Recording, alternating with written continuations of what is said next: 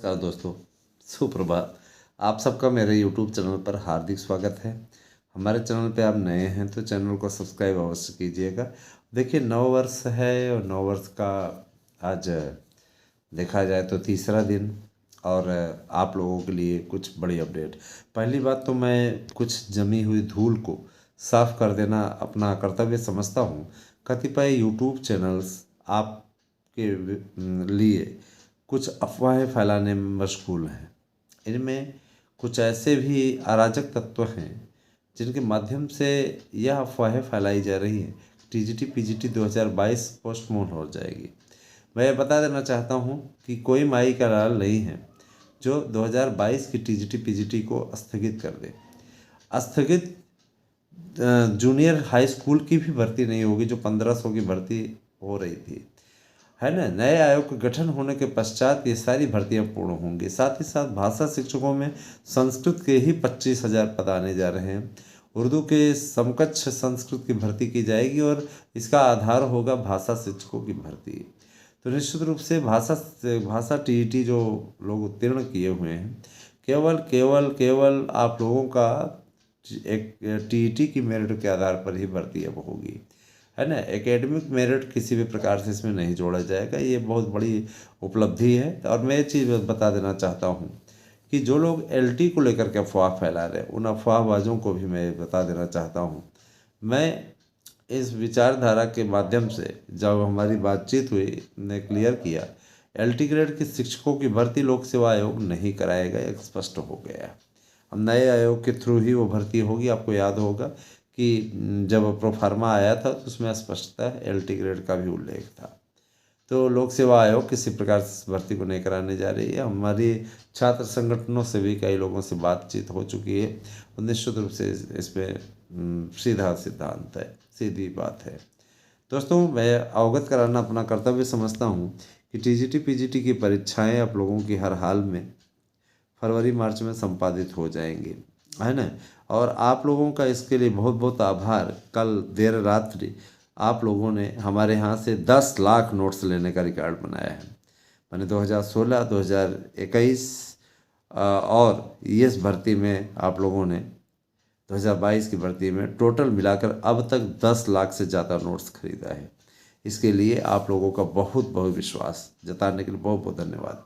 आप लोगों ने जितना अनुराग दिखाया है दोस्तों, है ना, इसी को लक्ष्यगत रखते हुए हमने नए साल में भी ऑफर रेट जारी रखने का डिसीजन लिया है। जिन मित्रों को नोट्स चाहिए, हमारे यहाँ से 9219166752 पर व्हाट्सएप करके अपना एड्रेस पिन कोड सहित दे करके नोट्स बुक कर सकते हैं।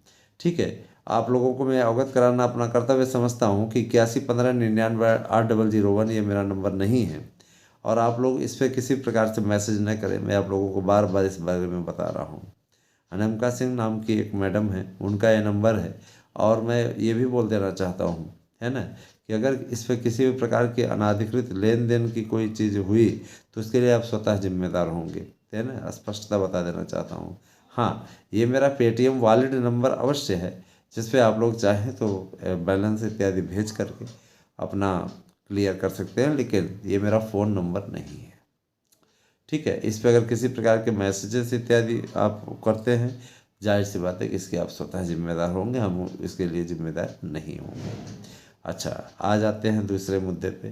देखिए, 55,000 सीटों पर भर्ती करने का ये जो ऑर्डर आया है ना, इसको हालांकि सुरक्षित अभी रखा गया है, इस पर डिसीजन सुनाया जाएगा, लेकिन हमारे आंतरिक सूत्रों ने इसकी जानकारी दे दी है।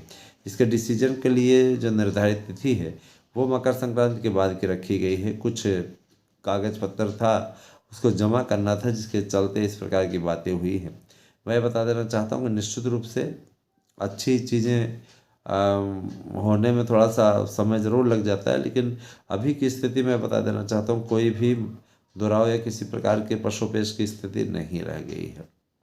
और जो कंडीशन बन रही है उस कंडीशन के आधार पर मैं दावे के साथ आप लोगों को अवगत कराना अपना फ़र्ज समझता हूँ कि जो है ना 55,000 सीटें हैं वो हमारे बीएड डिग्री धारकों को मिलने जा रही हैं। प्रतिस्पर्धा की बात करें तो मैं ये बता देना चाहता हूँ कि इस बार टीजीटी पीजीटी की में कांटे की टक्कर होगी। इस बार ये जान लीजिए कि आसान नहीं रहने वाला किसी प्रकार से, है ना। और शिक्षकों की भर्ती में कोई हीला हवाली अब नहीं चलेगी। और देखा जाए तो काफ़ी अच्छा कानून भी केंद्र सरकार के द्वारा बनाया जा रहा है। जैसे भी हिट एंड रन मामले में एक कानून बना है, उसमें कोई भी अगर किसी भी इंसान को कुचल करके भाग निकलता है और उसके बाद में ये पकड़ा तो जाएगा ही जाएगा, तो उसके खिलाफ 10 लाख का मुआवजा उसको देना पड़ेगा उस व्यक्ति के परिवार को, और साथ ही साथ 10 साल की जेल। इससे क्या होगा, इससे देखिए बेनिफिट है। इंसान कीड़ा मकोड़ा नहीं है, हर परिवार के मेंबर का अपना एक महत्व होता है। किसी को भी आप पी करके कुचल दोगे, ये तो कहीं का न्याय नहीं है।